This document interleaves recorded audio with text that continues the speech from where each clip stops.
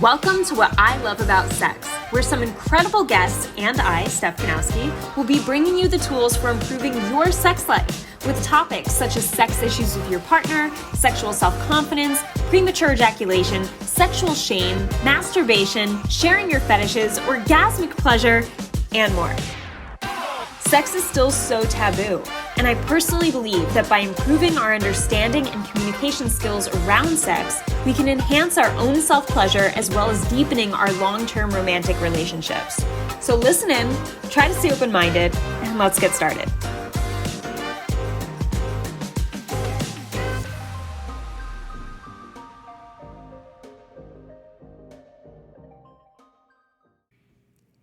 Hey guys, welcome back to another episode.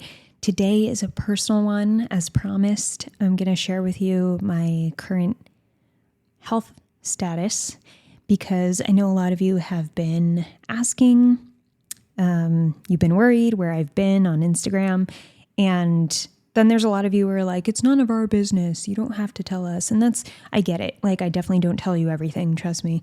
But, there are things I think are worthy of sharing, especially if they have a lesson or value to give from them. And that makes me actually feel better about my challenges, is knowing that, hey, I learned something from them and I could teach other people things from them. That makes me feel like I can actually use the shit I've been dealing with and it's not just wasted time. So it does feel good to share in this sense, because I feel like I'm doing something with the challenge. And yeah, so let's get into it.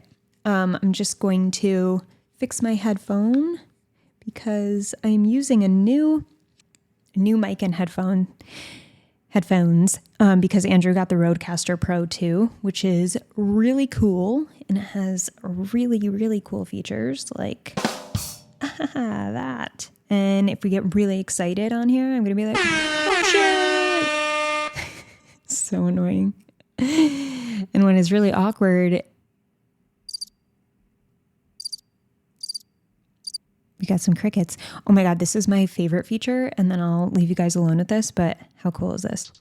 I could change my voice so you don't know who I am. So creepy. I had clients who I wanted on my podcast. I wanted to interview them, and they're like, well, I don't want people to know it's me by my voice. And I was like, fuck. Okay. But now I could tell them, hey, I have this creepy voice feature. No one will ever know it's you. Let's do it. And then the listeners will just get creeped up. Anyway, that's cool.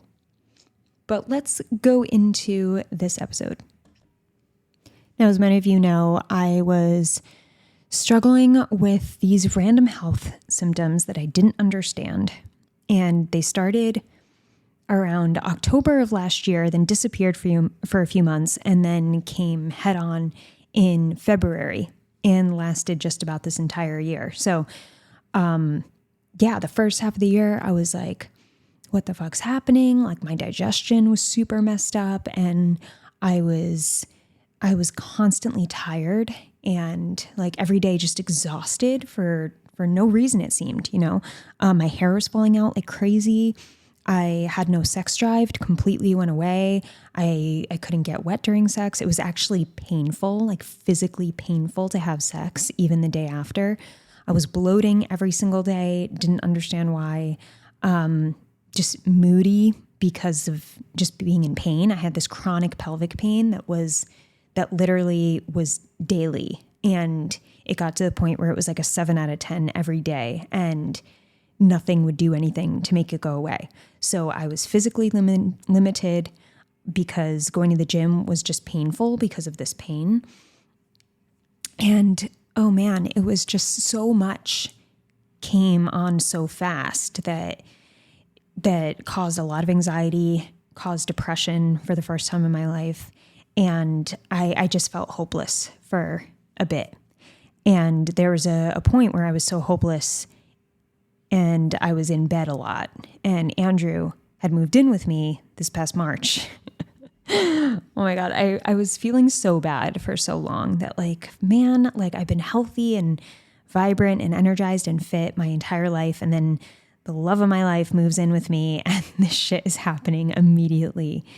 And there was definitely a sense of guilt there, a sense of guilt and a sense of, wait, this isn't the real me. Like, hold on, this isn't really me. Like, just wait, I'm actually really attractive and fun. Like, just wanting him to see who I really was, right? And like, the sick person is not Stephanie. But he never made me feel that way, ever. And he said something to me the other day that made me want to tear up. He was just like, oh man, imagine it. Like, I moved in at the perfect time. Like, imagine if you didn't have support, like someone supporting you, like how much harder it would have been. Like, I'm so glad I was there for you and you had me there for you.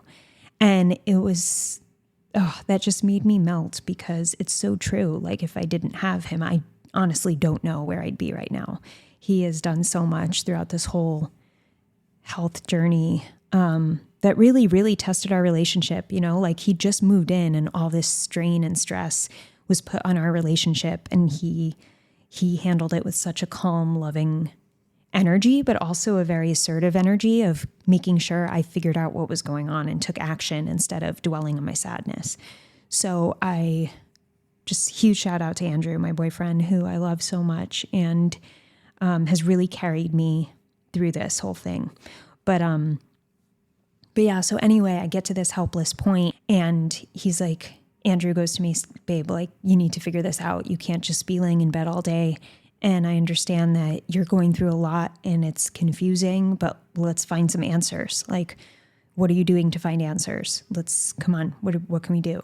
And it was very much like a get the fuck out of bed in a loving way, that made me feel like I could find the answers. I just had to look. And at that point, I knew I wasn't looking. I was feeling really sad all the time. And I was struggling. And found an answer that I was like, holy shit, this is probably it. And it was breast implant illness. If you scroll back to a few episodes in this podcast, I talk about the first time I realized that, it's probably during around March time, if you go through my podcast, where I'm like, oh my God, it might be this. So I'm going to hit the surgery and get my breast implants out, which means breast explant. And these are my fake boobs that I had put in almost 10 years ago. So I'm looking at these videos and I'm learning about breast implant illness, and all of these symptoms are the symptoms that I'm dealing with.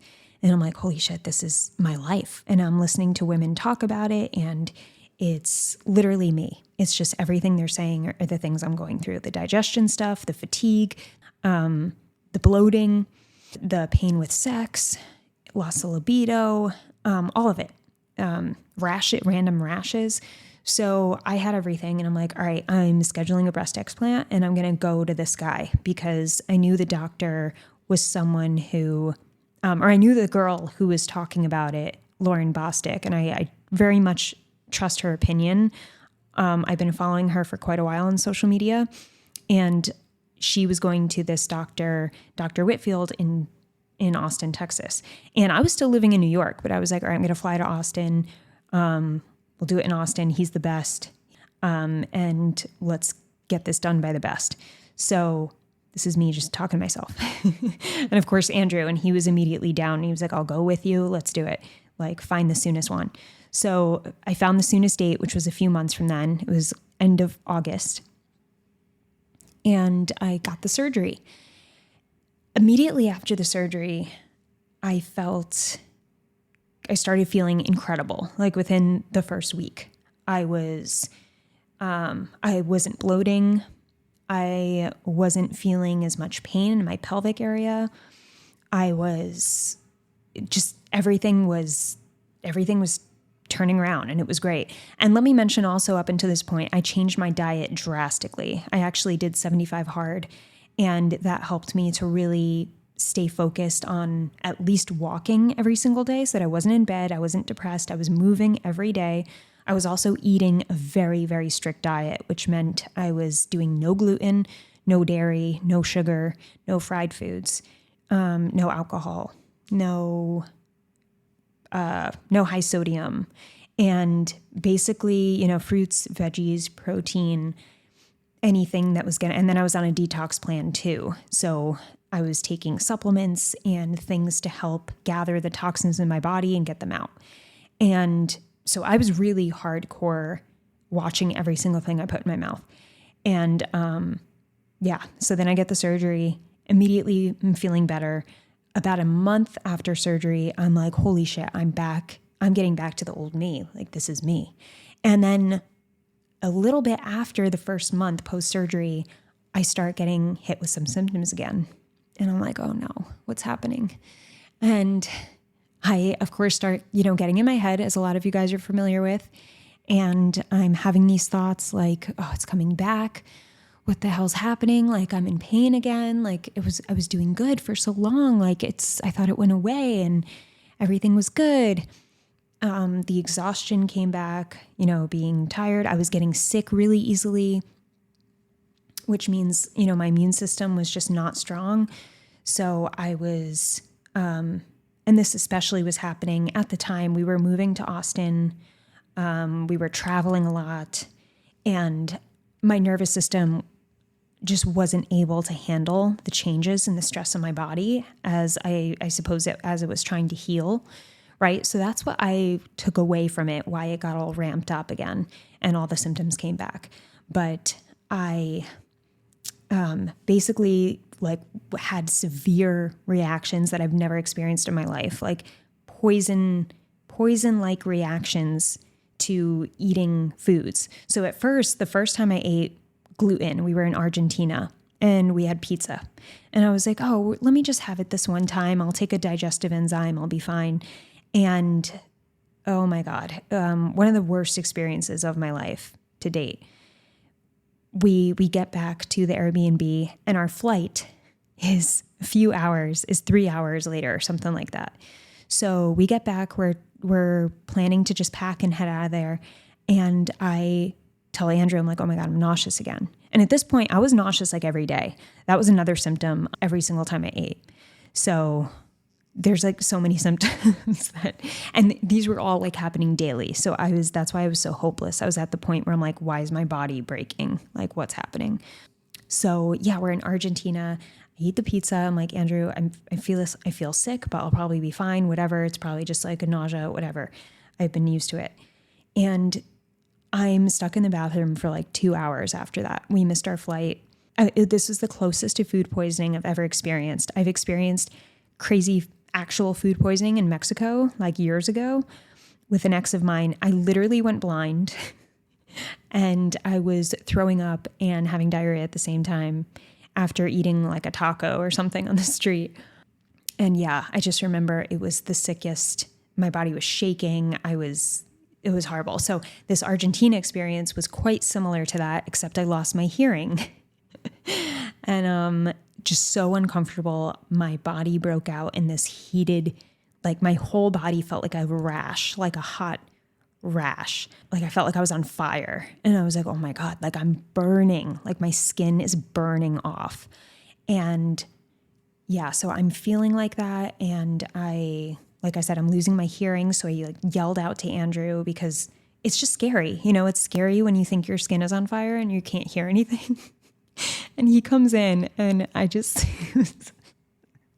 like just not the place, not the scene I want him to see me in. You know what I mean? Like the whole romantic mystery thing was totally just like shoved out of the way on that day. It was bad. And it's funny because literally like 2 days before that, I was like, you've never heard or smelt me fart and you never will. Like 2 days later, I'm like calling him into the room with me having this experience. Anyway, I look back and I crack up because it was just me at my worst. But he's like, babe, are you okay? Like, what's going on? I was like, like I was so sick I couldn't talk. So anyway, before I go into further detail, we missed our flight. We have to book new flights. It sucked. But yeah, so anyway, then we go to California the next week. We're traveling in California. I was there for about 2 weeks and I have another experience like that. Very similar, didn't last as long, wasn't as bad. And then we get home and a few days after getting home, I have another experience like that. So I'm like, all right, this is bad because now I'm having like food poisoning like reactions to random things. The first one I had gluten. The second I just had nuts and they had chocolate. And I was like, I don't know, maybe there's gluten in there or something. And the last time it happened, I ate a salad and a piece of salmon, which I eat all the time. So I'm like, okay, this is bad because now I don't even know what's causing this crazy fucking poisonous reaction. So I'm panicked, right? And like when you're so unsure if you're going to be in pain when you're on a flight, or if you're going to be like rushing to have diarrhea when you're on a flight, or like you have to randomly throw up, like it's not fun. It's not fun to just be in the unknown and not know what the hell is going on with your body, right? And so I'm talking to my surgeon and his whole team, and they're saying, you have to relax. You have to, you've been traveling a lot. You're like you just moved. You're putting a lot of stress on your body. And the doctor I talked to was like basically just telling me, it could be IBS, but you're an atypical candidate because of this. So this doesn't make sense. And I don't think it's this. And I don't think it's this. You should just get a CAT scan. And I'm like, that's your answer? Like, just get a CAT scan. So it just felt like no matter who I talked to, I just wasn't getting answers. They weren't sure. And I'm like, I need to pay attention to myself because everyone's telling me conflicting things, and I need to stop Googling and panicking. I need to stop listening to everyone else when it doesn't make sense to me because, people were telling me, oh, take this out of your diet, take this out, take this out. And I'm like, I'm going to have no food left if I take everything out. And I don't see how this makes sense. So anyway, I'm freaking out. And I'm just like, I'm feeling like, all right, what do I do to really just listen to myself? Like, what do I have to do? And my mom reaches out to me that day, and she's like, I found this woman who has this meditation, or this hypnosis style of meditation. And she's a famous psychologist, and she hypnotizes people to heal their bodies. Might as well try it. And I was like, honestly, fuck it. Like, I'll try anything at this point. I'm desperate as fuck. Just like, give me the meditation. And like, I never listen to what my mom tells me because that's not true. But she shares a lot of things with me, and I pick cautiously what I choose to watch and actually believe and take in. But something about this video struck me because this woman, Marissa Peer, was explaining how she uses like a hypnosis form of meditation to help people command their body to do what they want it to do versus just positive affirmations that are like, I am strong, I am healthy, because that wouldn't really do anything for me, like mentally, to relieve anxiety or anything, because I didn't feel strong. I didn't feel healthy. And for me to just say that felt like bullshit, right? And as many of you probably know, if you just say affirmations that mean nothing to you in the moment, they're just so far from the truth, you just feel like a fraud saying them. It literally feels stupid to say them. So her method was to say not affirmations, but give your body commands. And I took this as, I just created my own sort of meditation for myself and my body based on her tactics. And I started telling my body what I wanted it to do. Body, you are strong and you have the answers to heal yourself. You know exactly what to do to heal. And right now, bloating, I want you to go away right now. I want you to leave. Small intestine, I want you to rebuild yourself. I know you're feeling broken right now. I want you to rebuild yourself because you can. And you have everything you need to do it. And this may sound so ridiculous, but it brought me the most peace I've had this entire year. And I don't know what it was, but literally within 2 days of like doing this meditation twice a day, I started feeling better, like physically and a ton mentally, because I felt a sense of control. I felt like, okay, I'm not just wishing for something. I'm actually telling my body what to do. I'm actually giving it commands. I'm giving it direction. I'm giving it specifics. And I was visualizing too, like during these meditations, I would visualize my stomach. I don't even know what my stomach fucking looks like inside, but just visualizing it, regrowing good bacteria. I'm just creating my own picture. Like, I don't know what it would look like, but I know that based on test results I've had recently, my bad bacteria has overwhelmed my good bacteria, and it's done a lot of damage to my gut. So I'm just trying to picture for myself, what does it look like for the good bacteria to come back in and for new cells to grow and in my body to help fight whatever's going on, and for my immune system to get back to a place of keeping me healthy and being able to fight off colds and little things and big things. And like, what would that look like to me? And I don't know. It's just been like, since then, within 1 week, my pain drastically went down.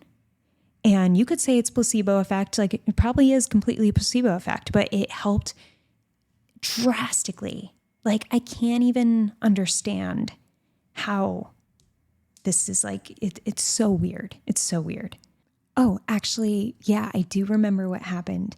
So the meditations brought me so much peace to the point where I was going to the bathroom again. So this is a little TMI, sorry guys, but another one of my symptoms was constipation. And I later on connected my constipation, meaning I wouldn't go to the bathroom 5 days at a time. And I connected that to those poison-like reactions, because if you're holding toxins in your body and they're literally sitting there, like, your body is going to do something to get them out. So I was having these violent experiences of getting the toxins out of my body. And I don't know, that's how I can explain it based on my intuition and what I've been dealing with, because any doctor I talk to is like, oh, well, that wouldn't come from this, and that wouldn't be, I don't know what these poison thing like reactions are. I don't know what they are. Like, as if I'm crazy. Like, I don't know what so I'm thinking it was because I was so backed up. But anyway, so these meditations got me to the point where I was relaxing and I was telling my bowels to move, and I was imagining myself like actually enjoying going to the bathroom.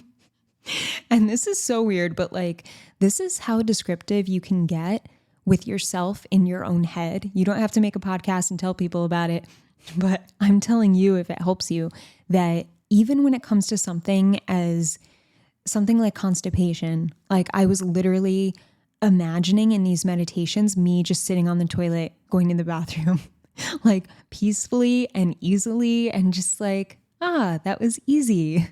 Wow, that feels good. And I really did put myself in that place to imagine just like the effortlessness of how going to the bathroom has been most of my life, versus the last year, which is just always pain and discomfort. And like, anyway, so yeah, the meditations, I think overall made a drastic shift in my ability to actually go to the bathroom again and relax my nervous system and relax my body to the point where I could physically go to the bathroom again and get those toxins out on a regular basis. So that was definitely a huge thing. And it's not that I wasn't trying to go to the bathroom like intentionally every day. Like, I was taking multiple things that have always helped me in the past, but just weren't doing the job until 5 days later. So that was always my intention. Like, and the doctors and the people I worked with were like, we have to get you going to the bathroom. Like, you're not going enough. And I'm like, okay, I'm trying. Like, I don't know like what you want me to do. So that was definitely a huge, huge piece of it. And now I'm happy to say I'm going every single day, just normally and happily, effortlessly. So that was definitely key. And I know the meditations, like I said, had so much to do with nervous system regulation and allowing me to breathe deeper and relax more, just overall, and have a sense of hopefulness and stay focused more on what I wanted and tell my body what I wanted it to do, and start trusting my body and speaking to my body in a way where I felt powerful and in control. So I felt like my body was powerful again.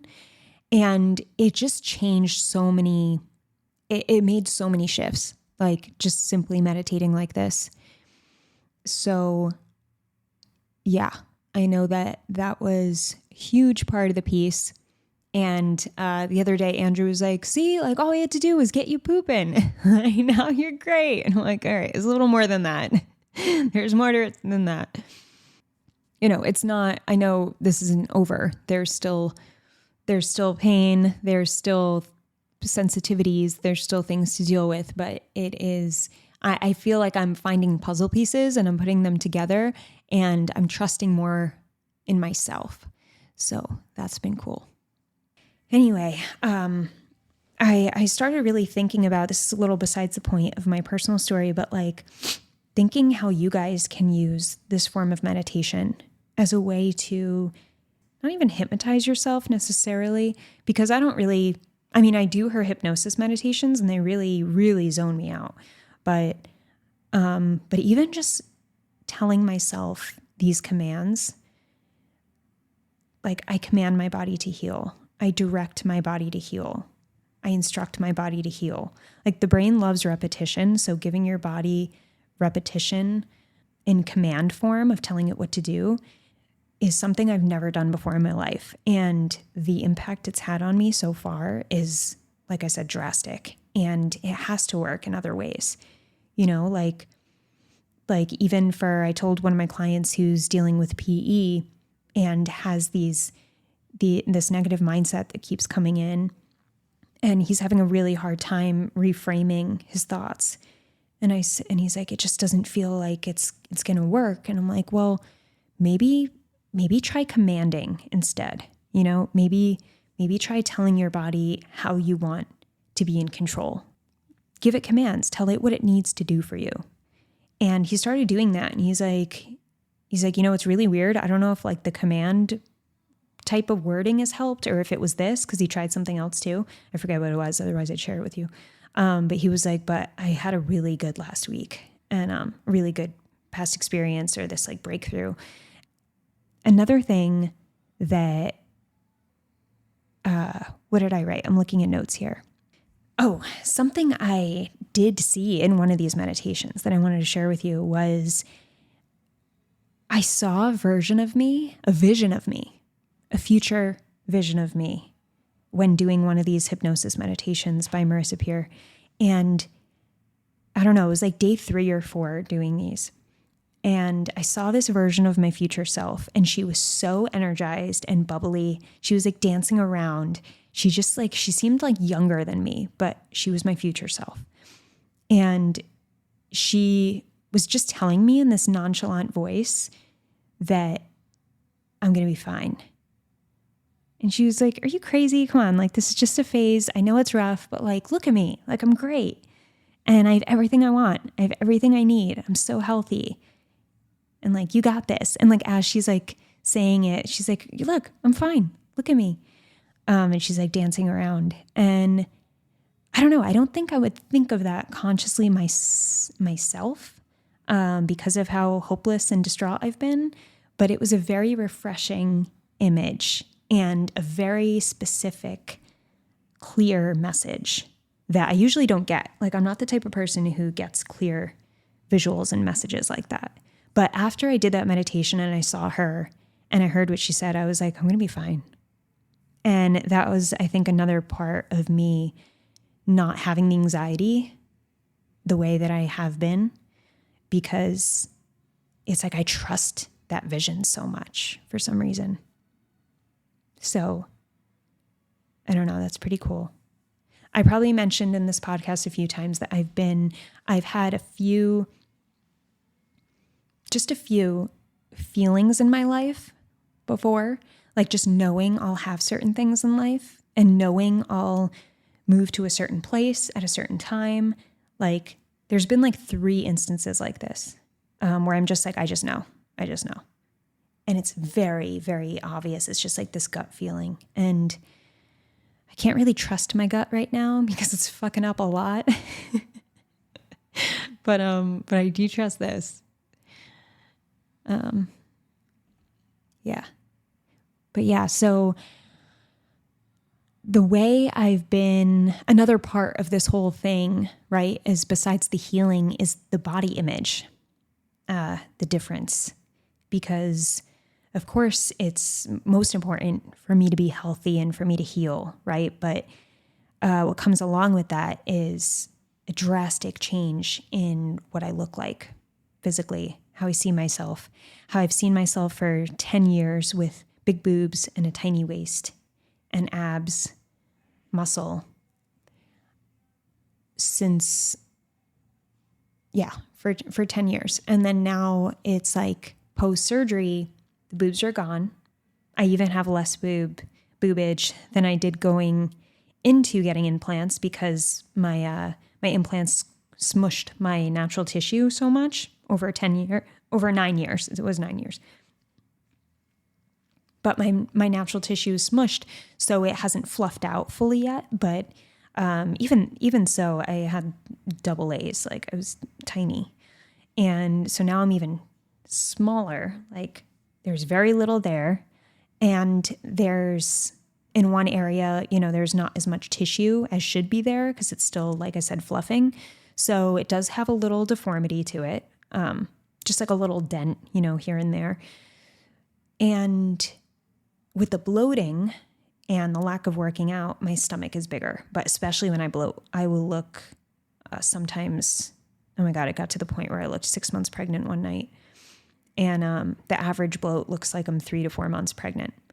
So if you can imagine me, big tits, tiny waist, and then that flipping, which is not the societal standards of beauty, right? That's forced upon us women. So boobs went down, stomach went out. And for me to identify with that image has been difficult. Just like it doesn't look like me, right? And even scarier, it didn't feel like me.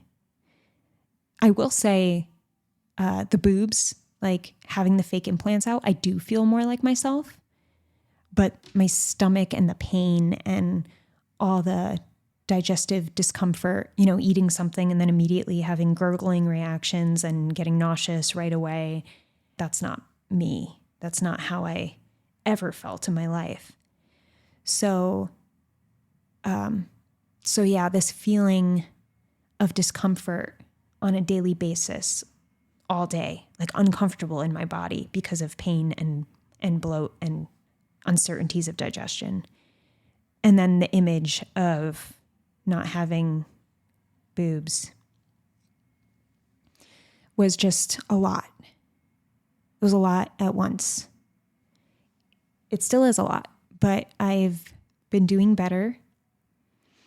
I think since the meditations, getting more control over myself, I've been able to talk a bit kinder to myself too, because I don't know, giving my body like a sense of direction has helped me. I don't know why that's helped me talk kinder.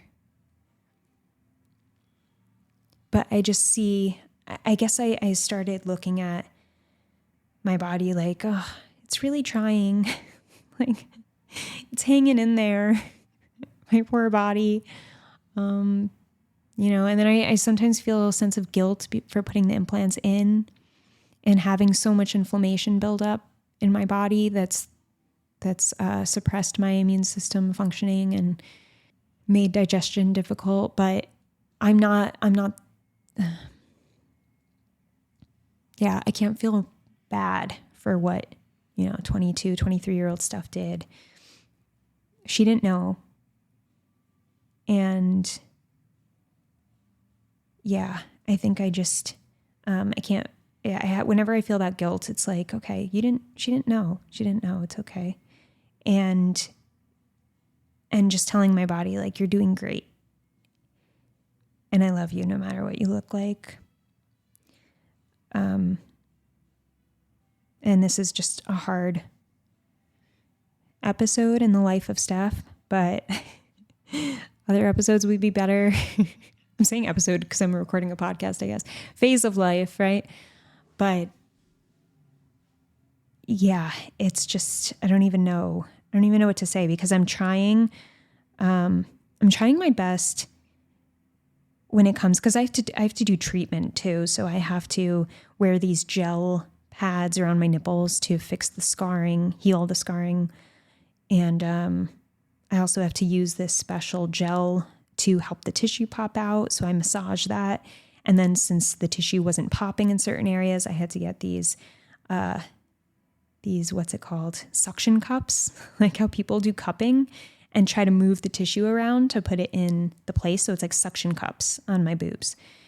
And I've been doing that. And then I've been trying to do castor oil packs where I wear a big pack to bed. It's like so unattractive. I don't do that as much anymore, but I think it was helping for a bit with pain. I can't, not that I can't, I'm having a hard time being naked with Andrew fully, like with my top off. So even, our sex life has changed in a way where he can't grab me, because I'm still healing. I'm actually still sore, just a tiny bit, but it's still sore. I told him too, like, I don't want to shower with you yet. I don't feel comfortable with my top off, so I don't sleep naked anymore. And that's definitely changed some things. I mean, there was like a certain type of play we had with my boobs that like we don't have now, right? And it's more so because I'm keeping them hidden, but yeah, it's just not something I'm comfortable with, even though it's my own body. And that's so weird because I've never had body image issues that were this like obvious. Like there's always things about my body I didn't like, but like when it came to, I don't know, like sex or just like being naked, that was never a thing that I had to overthink or double think even. And now I do. So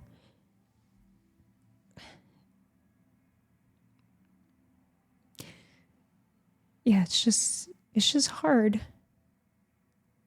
And I'm grateful that I have a partner who I don't have to feel insecure around, because I know that he, would totally be fine and never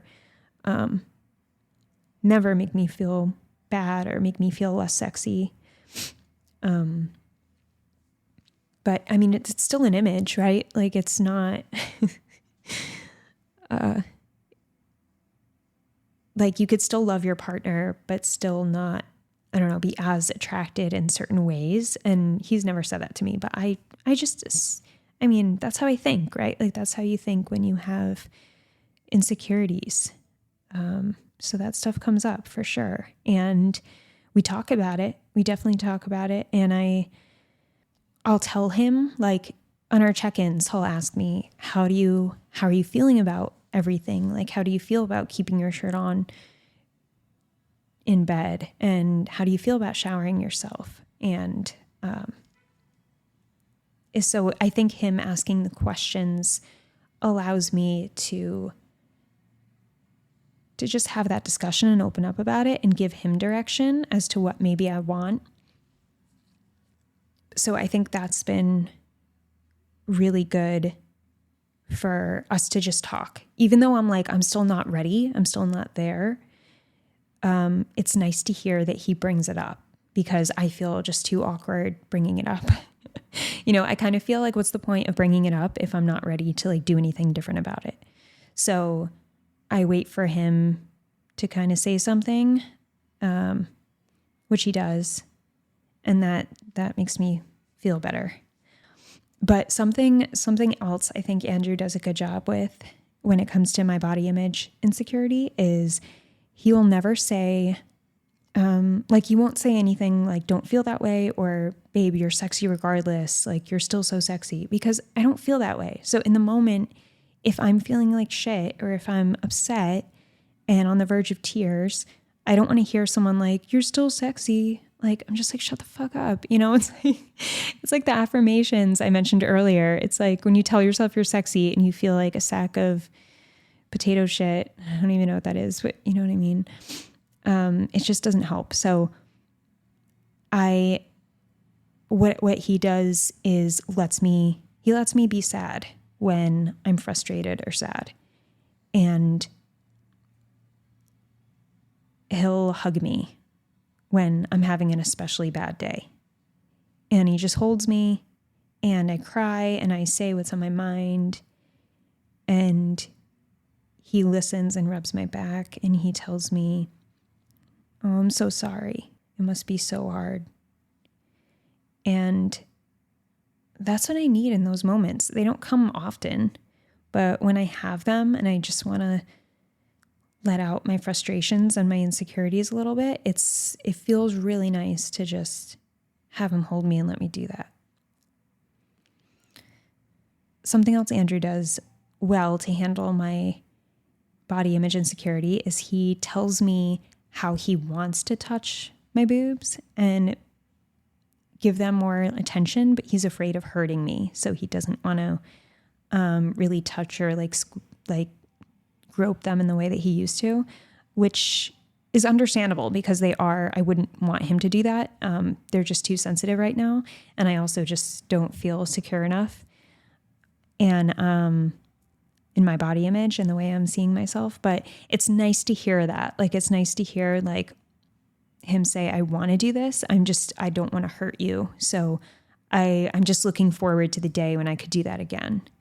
And that was something he said on a couple of our recent check-ins, was like, "I know we're not having, the type of sex right now where you could just let go and really just like feel as confident as you did. And I can't like grab you like I used to, but we're just going through a phase and I'm looking forward to when I could do that again." So that is also really nice. It's like, okay, he's thinking about that. He still wants that. And he understands that this whole thing is a temporary thing. And that's really important to me, that he lets me be frustrated, that he validates how I'm really feeling, that he tells me he looks forward to doing certain things again when I'm more comfortable and when I'm healed, and how he asks how I'm feeling and during our check-ins about the whole body image and the whole situation. And lastly, something I have really appreciated him do when it comes to not only my body image struggles, but my health struggles in general, is not allowing me to make excuses, but he still validates the fact that I'm going through challenges that he doesn't fully understand. So I don't know, he's really good at calling me out in a way that's not discrediting everything I've been going through. So I'm trying to think. The other night, he was just very much like, "Babe, I get it. But you still have the ability to do this. And I know that on your days when you're feeling really good, you probably just want to break, right? Like you probably just want to be like, oh, I'm having a good day. Let me just go for a walk and not do anything but like embrace this good day." And I was like, "Yeah, I do. That's how I feel." And he's like, "I know, but like those good days, you want to take full advantage of them, and get all the stuff done that you want to do and get done for work and for your fitness and catching up with your relationships." Like, he's like, "Those are your productive days. And just know like there are answers and you can find them if you want to find them. They're there for you." And I know I said like a couple things back and he was like, "Babe, that's an excuse." And I was just like, fuck you.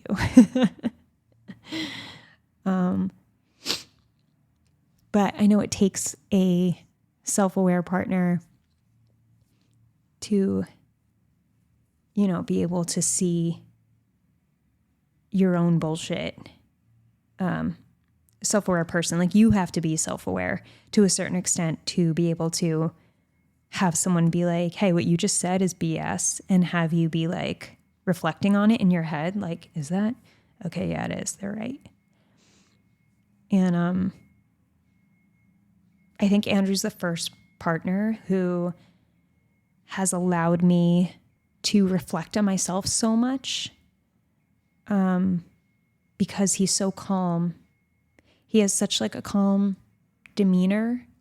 And even when he's calling me out on my bullshit or telling me flat out, like, that's an excuse, he does it in a way that's like, not like loving and mushy, but he's not an asshole. And he's not like, he's still compassionate, but he's assertive. I don't know. It's like, it doesn't scare me. And sometimes it does puts me on defense where I'm like, no, well, blah, blah, blah. And then I walk away. And then when I realize what I said was an excuse, I'm like, ugh.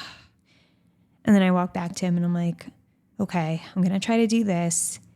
And that should get me going on the next step. And then he'll always right away be like, yeah, that's a great idea. Good. Yeah, that sounds good.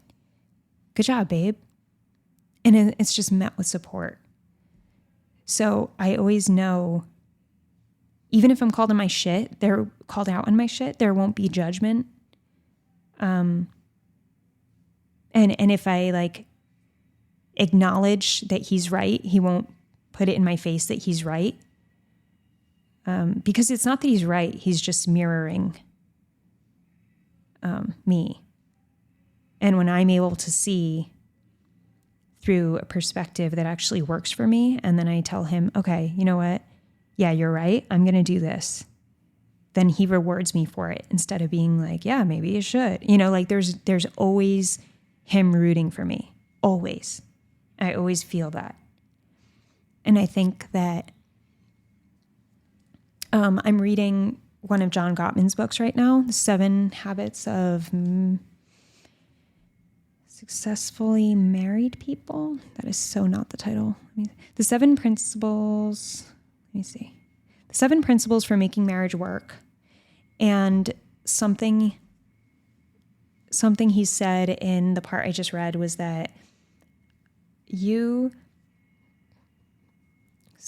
you and your partner have a strong friendship and you assume the best in each other. You just always believe, not even assume, like you believe that the other always wants the best for you. Always. And you have so many positive experiences to back that up in the little day-to-day of, communication where you're just constantly supporting each other. When you have that, everything that your partner does, you look at it coming from a place of they're just supporting me. Even if they have a little tone, like you never take it personally. So like, for example, like today, if I was like, hey babe, do you want me to make you more coffee? And he was like, oh, fine. I would just assume that he's struggling with something with work in that moment. And it has nothing to do with me because he never responds that way to me. And yeah, I would just have the assumption that it's not personal because we have so many good experiences that wouldn't even cross my mind that he was having an attitude with me. Versus couples who don't build this friendship or this constant support for each other, they will be much more likely to pick up a tone and be like, okay, you know what? Fuck you. Make your own coffee. It just goes in a completely different direction because of the assumption of or the interpretation, I should say, of their partner in that moment. So I found that interesting because it made me think of me and Andrew. And I was like, you know what? Yeah, whenever there's a moment where I'm like, did he just have a weird tone? Or like, did he say that weird? I'm just like, oh, well, he must be like dealing with something. Like, and that's always how I think about it. So that was kind of cool to see that. But yeah, so that is the update on my personal health. That's why I was able to get back on Instagram a few weeks ago because I finally started feeling like, things are getting better. Like things are turning around. And I know I've had a lot of ups and downs this year, but I'm going to I don't know. I think I've never felt this good. I've never been able to, I even had sourdough bread the other day, which was incredible. Oh my God. My first bread of the year. I had my first glass of wine since March and I was able to handle it completely fine. Both of those things. So that's an indicator that things are healing. Of course, I'm not going to push it. I'm not going to become a drunk who eats bread all day. Even though that's all I want to eat and drink right now since I can. But I really want pizza, like real pizza. But anyway, the important thing is that I am feeling physically so much better. I am mentally feeling in control because of the new way I'm talking to myself and meditating. I am much more kind to myself in the way I look at myself and speak to myself, even though I'm still struggling here. I have definitely been kinder and kinder. And I do have a partner who's supported me from day one since all of this shit hit the fan. Yeah, no pun intended. Gross. There's no shit that hit a fan. But yeah, I just really could not be more grateful for Andrew and also for my will to keep going, as crazy as that sounds, because just depressive thoughts are scary. When you're not used to them, you've never heard that. I mean, even when you are used to them, I'm sure, like they're not fun. So I'm just very grateful. I'm also very grateful to have gone back on Instagram and have had so many beautiful messages like welcoming me back and saying how they miss me and they hope I'm okay and sending me prayers. So all of you guys listening who have been supportive in any way, even if I didn't get to your message yet or have been able to respond, I appreciate you so much. And I thank you for just putting your heart out to me. It means a lot. And this show means a lot to me, my podcast, and just the community I've built. I'm really, really happy to have built such a community of amazing men and people. There's some women on there too. But that's it. So wanted to share with you, give you an update. Love you guys, and see you in the next episode. I hope this episode helped you. If it did, I would love for you to leave me an iTunes review. It would mean the world to me. You can also screenshot your favorite episodes and tag me on Instagram at Steph Ganowski. And before I go, remember, your sex life is as good as you make it out to be. Until next time.